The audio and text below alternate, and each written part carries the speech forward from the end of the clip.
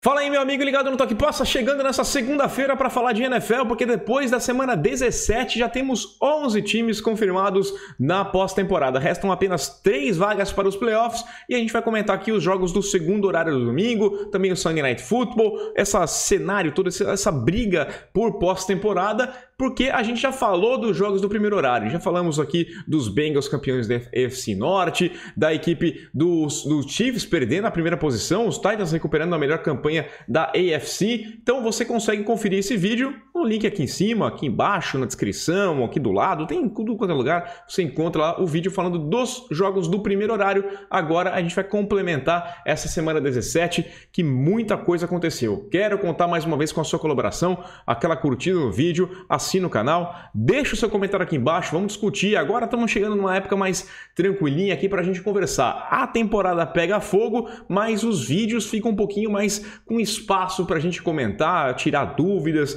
fazer debates, propor debates aqui. Quero contar com a sua colaboração. Você que chegou agora, o que passa, seja muito bem-vindo. Já assina o canal, se inscreve aqui, é de graça, não custa absolutamente nada. E também clica no sininho aqui embaixo para receber a notificação sempre que a gente soltar um vídeo novo aqui no Toque Passa. Então vamos nessa, roda a vinheta.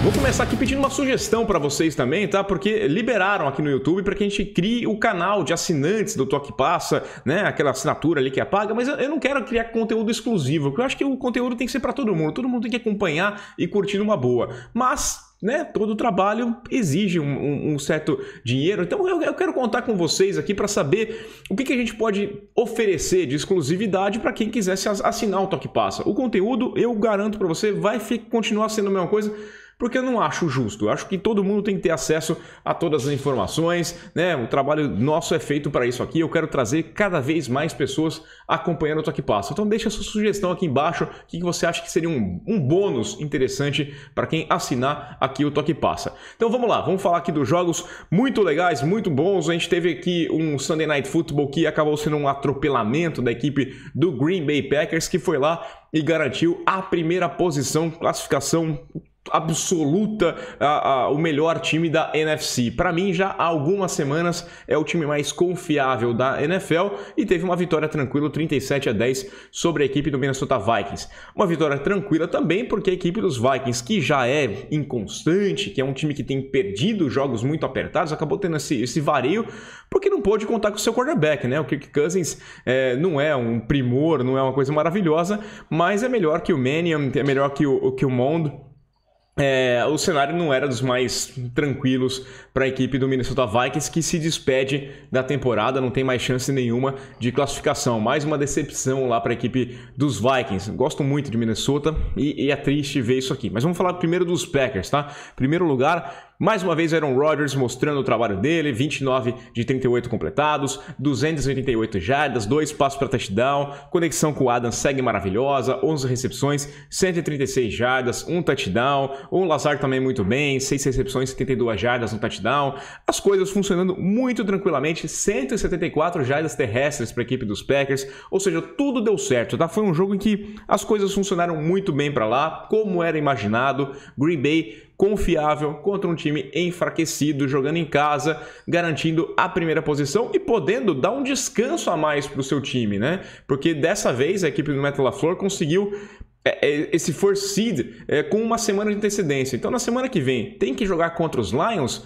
pode colocar a turma no terrão, pode dar uma chance a mais para o Jordan Love, que talvez seja o seu futuro, você não sabe o que vai acontecer com o Aaron Rodgers, começa a dar uma poupada no pessoal, evita alguma surpresa, evita algum problema maior e dá uma descansada. Vai ter um descanso na primeira semana de playoffs. A gente sempre fica naquela dúvida do quanto descansado é interessante e quanto que você tira um pouquinho de ritmo, né? Sempre tem esse debate lá na frente, mas eu acho que vale a pena você dar uma poupada. O Aaron Rodgers com esse problema no pé ainda tá lidando com essa lesão no dedo, então dá um descansinho a mais ali e não é um cara que vai perder o ritmo, né? Por mais que a gente tenha comentado bastante na primeira semana semana, aquele vareio que eles tomaram do Saints, que podia ser um pouco de falta de prática. Agora não, agora na temporada rolando é normal. Já os Vikings têm que discutir o que vai ser o futuro deles, né? Será que o Mike Zimmer volta? Eu acho difícil a gente ver um cenário em que o Mike Zimmer segue como técnico da equipe, que está fora dos playoffs pelo segundo ano seguido, a terceira vez está fora dos playoffs nos últimos 4 anos. Eu acho muito complicado você imaginar. Eu acho que vai ter uma reestruturação da equipe dos Vikings, que é um time melhor do que vem sendo. Ele tem potencial muito maior do que vem conseguindo nas últimas temporadas. É um time que tem peças boas dos dois lados da bola, né? Mas que não consegue arrumar. Tá meio bagunçado o cenário por lá, então eu acho que a gente vai ter esse é um dos técnicos que deve cair nos próximos dias, quem sabe na segunda-feira que vem, né? Aquela segunda-feira que sempre derruba um monte de gente, mas talvez caia antes, porque já está liberado até fazer entrevista. Vai saber. Já acabou, não tem o que fazer mesmo, né? Podem adiantar esse serviço e começar a entrevistar alguns interessados para o cargo. E a vitória e o primeiro lugar na NFC veio também pela derrota da equipe do Dallas Cowboys. Perdeu para a equipe do Arizona Cardinals 25-22, Dallas jogando em casa com mais uma derrota. Que, bom, título da divisão tá lá, tá tranquilo, tá garantido, mas, né, sonhava com algo a mais do torcedor, principalmente a sensação, né, o quão bom esse time o que esse time vai ser capaz de fazer numa pós-temporada. A gente segue com dúvidas, o ataque do Dallas Cowboys, mais uma vez, deixa muitas questões pela frente.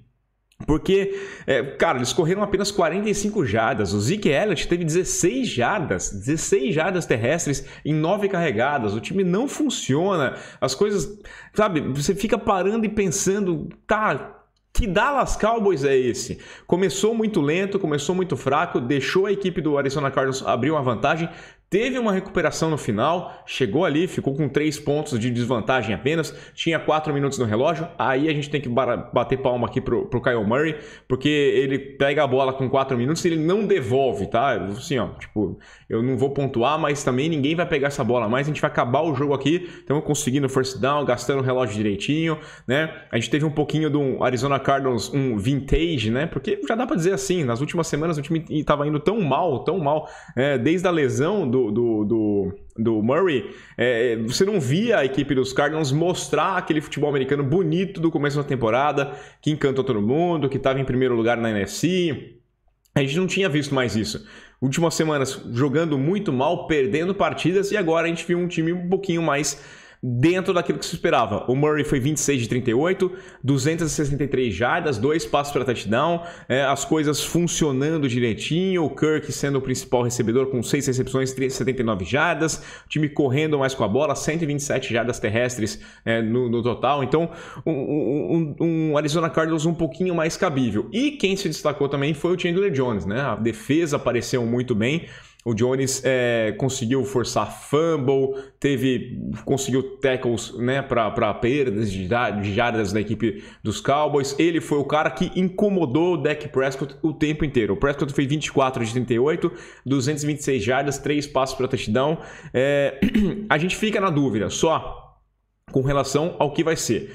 Porque o Dallas Cowboys perdeu o Gallup, né? O Gallup não é o principal recebedor. Você tem o CeeDee Lamb, você tem mais time, a Mari Cooper, mas você perde o Gallup, que faz uma recepção espetacular, uma recepção incrível, e cai com uma ruptura do ligamento do joelho, tá fora da temporada, tá fora da pós-temporada, e toda essa dúvida, todo esse questionamento que se faz pelo ataque do Dallas Cowboys, eu acho que vai persistir. Não vai ser fácil na pós-temporada. É um time que, para mim, tá rendendo menos. Não sei se é culpa do Mike McCarthy, qual que é o problema, mas pelo potencial, pelos nomes que tem, pelo que já mostrou ser capaz de fazer, é muita inconstância nessa equipe do Dallas Cowboys. Uma derrota que é dolorosa não só por perder a chance de ganhar o first seed, mas pelo impacto, sabe? É aquela semaninha que você queria mostrar que seu time de fato vai brigar, que vai ser forte,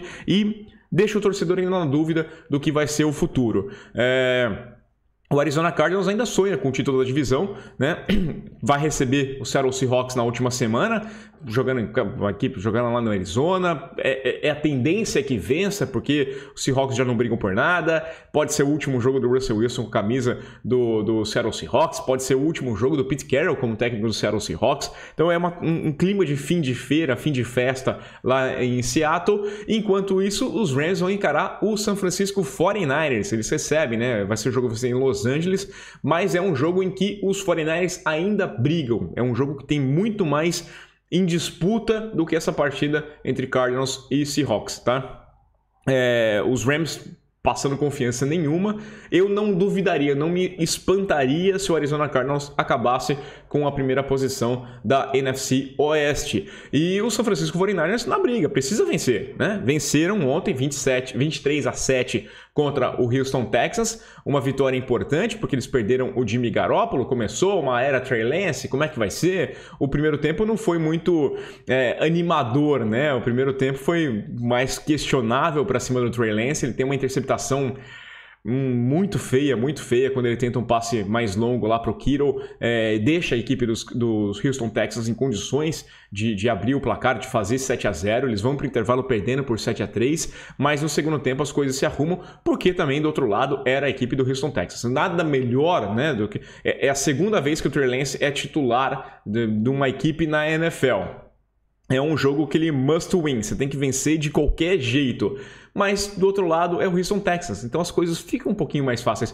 Até porque, neste momento já, o Houston Texans deve estar ponderando bastante qual que é o interesse que eu tenho em vencer essa partida, pensando em draft, né? Não tem o que dizer, é uma temporada perdida completamente do Houston Texans desde antes de começar a temporada, você não tinha expectativa nenhuma para isso. Então, já não entendia que ia ter aquela vontade toda. Davis Mills não foi assim tão mal, Davis Mills não tá indo tão mal assim, ele foi 21 de 32, 163 jardas, um passo para touchdown, uma interceptação. E o Trey Lance foi 16 de 23. O Shanahan foi bem cauteloso com o quarterback, usando o jogo terrestre, fazendo funcionar o jogo terrestre, tirando um pouquinho da pressão que poderia existir para cima do seu quarterback. Ele teve 249 jardas, 2 passos para touchdown, uma interceptação, um passo para touchdown, comecinho do segundo tempo ali, maravilhoso, né, para o Deebo Samuel, 45 jardas, olha, muito bem mesmo. Então ele mostra... A gente falava, é um calouro cru, é um dos caras que estava mais cru nesse último draft, então por isso mesmo que eu falava que você não devia criticar tanto assim o Jimmy Garoppolo. Jimmy Garoppolo não é o cara que quer ganhar um Super Bowl para você, mas ele dava essa tranquilidade para o Trey Lance amadurecer um pouquinho mais. Vamos ver como é que o Trey Lance vai se comportar no próximo jogo, né? Jogo importante contra os Rams, e depois passando na pós-temporada. É bom para pegar uma experiência, mas o Jimmy G talvez levasse esse time mais adiante, né? Vamos ver como é que o garoto vai agir. Talento ele tem, a gente sempre viu isso no college, mas a amostra era muito pequena, é um cara muito cru. A equipe do San Francisco 49ers, que correu muito bem, né? Elijah Mitchell mostrou que tá 100%, o cara tá sensacional, 21 carregadas para 119 jardas, no total foram 175 jardas terrestres para a equipe dos 49ers, e agora é focar na última partida. Quem vai estar secando a equipe dos 49ers é a equipe do New Orleans Saints, tá? Os Saints venceram o seu jogo lá contra o Carolina Panthers, 18-10, uma partida horrível de se ver, um jogo muito ruim mesmo. O Taysom Hill é impressionante como é ruim, até não lembro quem foi que tweetou, falando que é um dos casos de lavagem de dinheiro. Só isso explica, tá? O contrato pro Taysom Hill, porque ele é fraco. Ele foi 17 de 28, 222 jardas, 2 passos para touchdown, corre muito bem, né? 12 carregadas para 45 jardas, foi o principal corredor da equipe, né? Deixando o Camara para trás, 13 carregadas com 32 jardas. Mas o Saints tem chance ainda de pós-temporada. Vão ter que torcer ali pela derrota do San Francisco 49ers e vencer seu último jogo, que será contra o Atlanta Falcons, jogando fora de casa, né? Quem sabe? Dá para dizer que, né? não dá para dizer que tá fora de qualquer chance a equipe do Saints. Por incrível que pareça, o trabalho do Sean Payton tá sendo muito bom. Trabalho muito bom aqui, a gente tem que bater palma e voltar um pouquinho no jogo do primeiro horário para falar da equipe do Philadelphia Eagles. Eu até botei aqui a camisa dos Eagles para parabenizar, os caras estão nos playoffs, estão garantidos já nos playoffs, estão confirmados na pós-temporada. A equipe dos Eagles vai encarar o Dallas Cowboys na última semana, o jogo vai ser no sábado, inclusive, né? A NFL já anunciou ali o calendário, vai ser esse jogo no sábado, porque, né, não tem nada em disputa. Tem um climinha de pós-temporada, porque a equipe dos Eagles pode acabar encarando os Cowboys na primeira rodada, na rodada de wild card ali, então a gente pode ter esse duelo, né? Aconteceram várias vezes, agora se enfrentam na última semana e depois se encontram na pós-temporada, mas... quem diria que o Nick Sirianni, um cara que foi tão mal na coletiva, um time que foi tão mal, começou 2-5, foi vencer a primeira partida em casa na semana 11, quando tinha perdido 4 jogos que tinha disputado em seus domínios. Os caras venceram 7 dos últimos 9 jogos, estão confirmados já na pós-temporada. Né, venceram a sua partida 20-16 sobre o Washington Football Team. Jalen Hurts foi 17 de 26, 214 jardas, né? Parabéns, demais, né? Eu lembro aqui que a gente comentou há um tempinho que os caras jogaram um buquê de flores em cima do Sirianni na quarta derrota que eles tiveram em casa, porque ele tinha feito uma comparação ali, em vez de falar que o time estava construindo sua base, sua estrutura para conseguir lá na frente, ou então alguma árvore, tá fincando suas raízes para depois crescer, ele comparou o time dele com flores, né? A gente tá começando ali, criando as raízes para depois florescer. Aí o cara jogou um buquê, falou, vai florescer lá longe, porque eu quero vencer jogo, né? Por mais que fosse uma temporada de reconstrução dos Eagles, não esperava mesmo uma vaga de pós-temporada, por todas as dúvidas que eu tinha sobre o trabalho do Nick Sirianni, por todas as dúvidas que a gente tem em qualquer time da NFC Leste. É a primeira vez desde 2018 que a NFC Leste coloca 2 times na pós-temporada. E naquela situação foi a mesma coisa, né? O Dallas Cowboys levou a divisão e os Eagles conseguiram uma vaga de wildcard, né? É uma divisão muito fraca, uma divisão muito ruim. E os Eagles conseguiram se encontrar ali. Tem uma última partida ali contra os Cowboys, mas já não está precisando de nada. A gente falava que o calendário era bem de boa para essa reta final. Ainda tiveram um tropeço contra os Giants que não poderia ter acontecido, mas acabou acontecendo. E estão lá, na pós-temporada. Quem diria que a equipe do Philadelphia Eagles ia para a pós-temporada? Se você apostou no Nick Sirianni, olha, meus parabéns para você. Eu não confiava nisso desde aquela coletiva de apresentação dele, que foi um verdadeiro desastre, tá? Muito cara de rebuild e as coisas deram certo. Para a gente fechar aqui também, vamos falar da vitória do Los Angeles Chargers, 34-13 sobre o Denver Broncos, botando um ponto final na tragédia, no desastre, na frustração que foi a temporada do Denver Broncos. Mais uma vez a equipe do Colorado rendendo muito menos do que poderia, né? Acho que foi uma off-season desastrosa, porque devia ter pego um quarterback, né? Drew Lock não é o cara que vai levar o seu time adiante, não é o cara que vai fazer o seu time crescer. O Teddy Bridgewater não era isso. Você tinha opções no draft para buscar alguém. Ficaram confiando muito na história que o Aaron Rodgers podia ser o quarterback, ainda tem esse papo, mas eu acho que para mim é fim da linha para a passagem do Vic Fangio lá na equipe de Denver. Não acho que o treinador deve ser mantido para o próximo ano. Por incrível que pareça, o Drew Lock teve um jogo que credencia ele, falou, olha cara, talvez valha a pena, o draft não é muito bom de quarterback, né? Se eu não conseguir trazer um Deshaun Watson, um Aaron Rodgers, talvez eu insista aqui no Drew Lock, mas eu acho ele muito fraco mesmo, né? A partida dele foi ok, foi 18 de 25, 245 jardas, um passo para touchdown, uma boa posição de pocket, uma boa, se mostrando muito bem posicionado ali, a gestão do time, ele foi ok nessa derrota que teve a equipe dos Chargers dominando 34-13. O Justin Herbert mais uma vez, 22 de 31, 237 jardas, 2 passos para touchdown. Keenan Allen funcionando muito bem, o Eckler, o Williams foi o principal recebedor com 3 recepções, 63 jardas, um touchdown. O Eckler correndo bem com a bola, 17 carregadas, 58 jardas. O time teve mais de 100 jardas terrestres. As coisas funcionaram bem e os Chargers agora vão para o grande jogo na semana que vem. ontem é o Sunday Night Football. A NFL já anunciou que é o jogo que todo mundo quer ver, porque vai ter Los Angeles Chargers contra a equipe do Las Vegas Raiders, né? O jogo é em Las Vegas.